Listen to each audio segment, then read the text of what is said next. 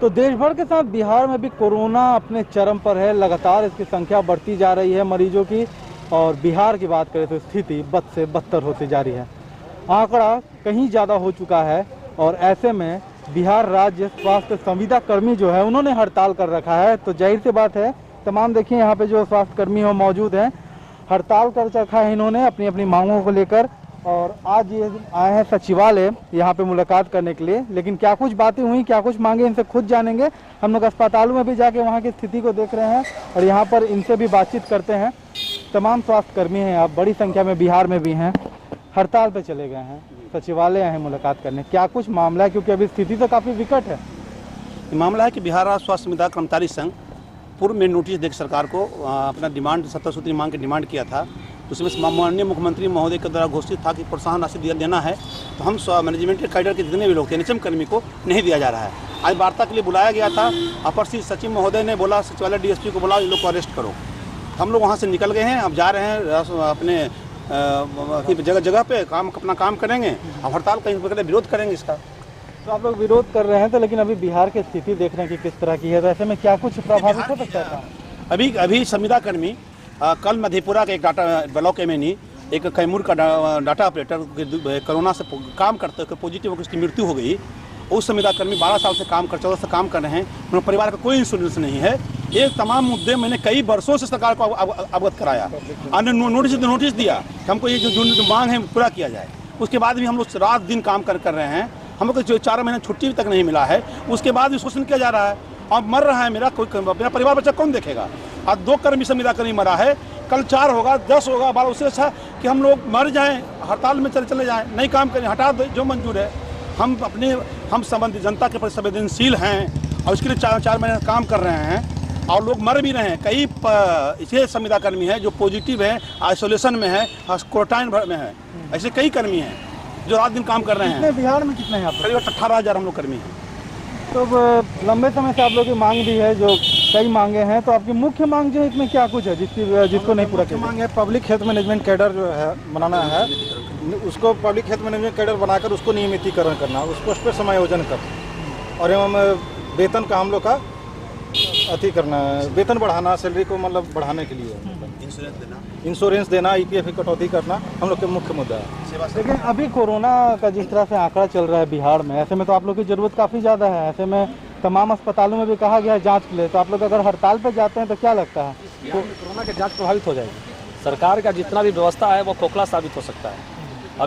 अभी हम लोगों ने इसकी सूचना हमारे सचिव और अध्यक्ष जी ने 2 महीना पहले ही सरकार को सूचित कर दिया था कि अगर आप हमारे साथ नहीं करिएगा सामूहिक विचार मेरे मांगों पे, तो हम लोग हड़ताल पर चले जाएंगे। और इसके पर हम लोग शपथ पर भी दायर किया था कि अगर हमारे परिवार की सुरक्षा नहीं होगी, हमारी सुरक्षा नहीं, इंश्योरेंस नहीं दीजिएगा, जो भी और सेवाएं जो नियमित को मिलती है वो हमको नहीं दीजिएगा, तो हम कैसे करें? 2 मेरे छात्र, 2 मेरे साथी मर गए, आज उनको मिलेगा या नहीं मिलेगा कौन जानता है। कम से कम एक आश्रित को तो नौकरी देना ही पड़ेगा। तो तमाम बातों के लिए आप सचिवालय गए थे, सचिवालय के ठीक सामने भी हम लोग खड़े हैं, आप लोगों को बाहर निकाल दिया गया जैसा आप लोग कह रहे हैं। क्या कुछ हुआ था अभी वार्ता के लिए आप लोग गए थे, बात के लिए? तो हम लोगों का ये पुराना डिमांड है, पुराना हम लोग का मांग है जो जायज़ है। इसके लिए आज वार्ता के लिए हम लोग को बुलाया गया था। अब बड़े दुख की बात है कि हमारे सचिव महोदय और हम लोग सब जो डेलीगेशन थे वार्ता में, उनको बुला करके कहा गया कि डीएसपी सचिवालय को बुलाया जा रहा है और आप लोग का अरेस्टिंग कराया जाएगा, आप लोग भीड़ लगा रहे हैं। जबकि हम लोग 7 लोग, जितने लोग को बुलाया गया 5-7 लोग थे, उसके बावजूद भी हम लोग को ये धमकी दे करके डिमोरलाइज़ किया जा रहा है कि आप लोगों को अरेस्टिंग करवाएंगे, इसलिए कि हम लोग अपना मांग इनके सामने रख रहे हैं। यही वजह है और हम लोग शोषित हो रहे हैं, हम लोग का शोषण हो रहा है। ये कोई नया मांग नहीं है, हम लोग पिछले 5-7 साल से हम लोग अपना डिमांड के रख रहे हैं, लेकिन सरकार के कान में किसी तरह का जू भी नहीं रेंग रही है। ऐसे परिस्थिति में जब 1.5 महीना पहले फिर से हम लोगों ने रिमाइंडर दिया कि हम लोग का ये मांग है, इस मांग को पूरा किया जाए जो अभी आपको बताया गया, लेकिन उस पर बुला करके आज ये धमकी दी जा रही है कि आप लोग को अरेस्ट करा दिया जाएगा और इस पर किसी तरह का कोई सरकार तवज्जो नहीं दे रही है। सरकार इसके लिए दोषी है कि वो हम लोग भूखा मरता हुआ देखना चाहती है और चाहती है कि उसके भूखा मरते हुए भी हम लोग उनका काम करते रहें। हम लोग करते हैं, निष्ठापूर्वक किया है, आज 14-15 साल से हम लोग अपना काम कर रहे हैं। लेकिन अब हम लोग की जो स्थिति हो गई है वो बहुत दयनीय हो गई है। हम लोग को अपना जो वेतन हम लोग का जो है वो चपरासी से भी कम है, उसका हम लोग का वेतन हम लोग को अपना जो चाहिए, जो जायज़ वो मिलना चाहिए। हम लोगों को टर्मिनेशन कर दिया जाता है छोटी छोटी बात के लिए। यही सब इशू लेकर करके कि इसमें ये नहीं थे, वो नहीं थे, एम्बुलेंस नहीं आया, दूसरे बात को लेकर के टर्मिनेट कर दिया जाता है। इस सब बातों को लेकर के हम लोग पूरे बिहार के सारे स्वास्थ्य संविदा कर्मचारी संघ के लोग पूरी तरह क्षुब्ध हैं और हम लोग ये इस अवशोषण सहन करने के काबिल नहीं हैं। ठीक है सर, आपसे पूछना चाहेंगे क्या कुछ काम है जो प्रभावित होगा आपके हड़ताल पर जाने में? क्या सरकार को इसकी समझ नहीं है कि अभी जैसी स्थिति है बातचीत के जरिए जो है मामले को सुलझाया जा सके? देखिए, काम तो ओवरऑल एनएचएम का ही कर्मी करते हैं। जितने भी स्वास्थ्य विभाग में आप देखें, जाकर के उठा लीजिए, आइसोलेशन सेंटर हो, चाहे टेस्टिंग सेंटर हो या विभिन्न प्रोग्राम हो या डिलीवरी हो, सभी जगह पे नेशनल हेल्थ मिशन का ही कर्मी काम करते हैं। तो आप एक स्पेसिफिक नहीं कहिएगा सिर्फ कोविड अलग प्रोग्राम, एनएचएम प्रोग्राम के साथ साथ कोविड जो अभी है बहुत ही ये है। इसमें एक्चुअली लोगों को बहुत लंबे समय से मांग है। उसमें सभी कर्मी लगभग 15 साल से काम कर रहे हैं। इसके बाद कुछ जो बाद में ज्वाइन किए उन लोग को रेगुलर कर दिया गया। हम लोग को सभी को डिमांड है मैनेजमेंट कैडर का कि हम लोग किस परिस्थिति में सब चीज़ का जवाब दें। स्वास्थ्य विभाग में जो भी होता है उसका जवाब दे हम लोग को दिया जाता है कि आप लोग करवाइए, क्योंकि सब रेगुलर हैं, हम लोग कॉन्ट्रैक्ट पे हैं। तो हम लोग का डिमांड है पहला कि भाई हम लोग को भी रेगुलर किया जाए, तब जवाबदेही दिया जाए, ताकि हम लोग सबसे काम ले सकें। आप पद बढ़ा दे दिए हैं, रिस्पॉन्सिबिलिटी बढ़ा दे दिए हैं, लेकिन हम लोग कॉन्ट्रैक्ट पर है और काम लेना है उसमें रेगुलर से, तो रेगुलर ये हम लोग को भी नियमित किया जाए।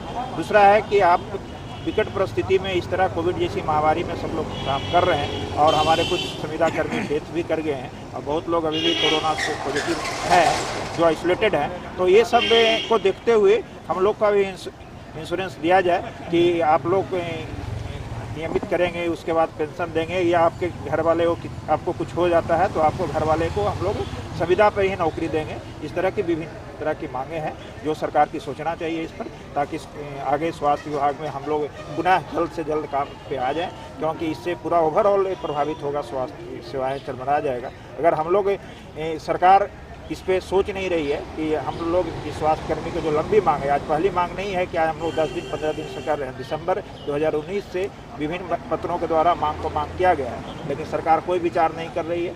और हम लोग वार्ता करने के लिए जब यहाँ बुलाए हैं हम लोगों को, तो प्रधान सचिव महोदय ज्वाइंट सेक्रेटरी को भेज देते हैं, ज्वाइंट सेक्रेटरी कहते हैं कि थाना सचिवालय को बुलाओ, सबको अरेस्ट कराओ, बहुत भीड़ लगाए हुए, जबकि हम लोग सभी लोग मास्क पहने हुए थे, सभी लोग सोशल डिस्टेंस मेंटेन किए हुए थे।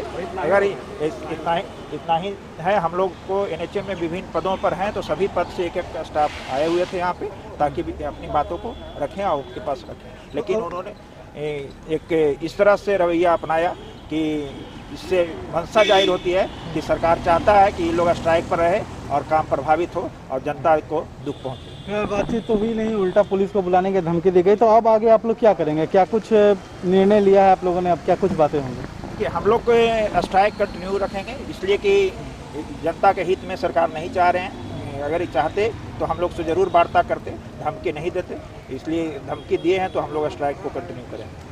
तो अब आखिरी आपसे ये बातें जानना चाहेंगे कि अब स्ट्राइक आप लोग कंटिन्यू रखिएगा, लेकिन लगता नहीं कि अभी की स्थिति में अगर स्ट्राइक आप लोग कंटिन्यू रखते हैं, क्योंकि सरकार की बातें आपकी बातें अपनी जगह हैं, लोगों को बहुत परेशानी हो सकती है? लोगों हम संवेदनशील हैं जनता के प्रति, लोग मेरा ही हैं, हमारी मांगों को हम सरकार संवेदनशील हो, इसलिए हम लोग 2 महीना पहले ही सूचना सरकार को दे चुके हैं।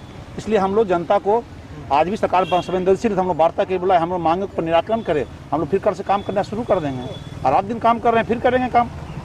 बस इंतज़ार है। देखिए जिस तरीके से पूरे बिहार में जिस तरीके से टेस्टिंग बढ़ाने की बात की जा रही थी, तमाम अस्पतालों में चाहे निजी हो सरकारी हो, जो भी प्राथमिक स्वास्थ्य केंद्र, तमाम जगह पर जांच की सुविधा बढ़ाई जा रही है। लेकिन ऐसे में अगर संविदा कर्मी स्वास्थ्य कर्मी जो हैं ये हड़ताल पे चले जाते हैं तो स्थिति कैसी होगी? हालांकि अभी तक बातचीत नहीं की गई है, सचिवालय के बाहर सभी लोग जुटे हुए हैं, पुलिस बुलाने की बात कही जा रही, तरह तरह की बातें हो रही है। लेकिन सरकार को भी चाहिए कि इस विकट समय में बातचीत के जरिए मामले को सुलझाया जा सके। फिलहाल देखते हैं आगे क्या कुछ होता है।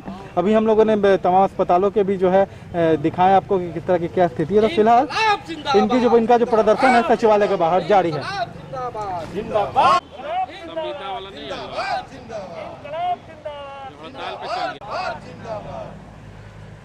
क्या बोल रहे थे?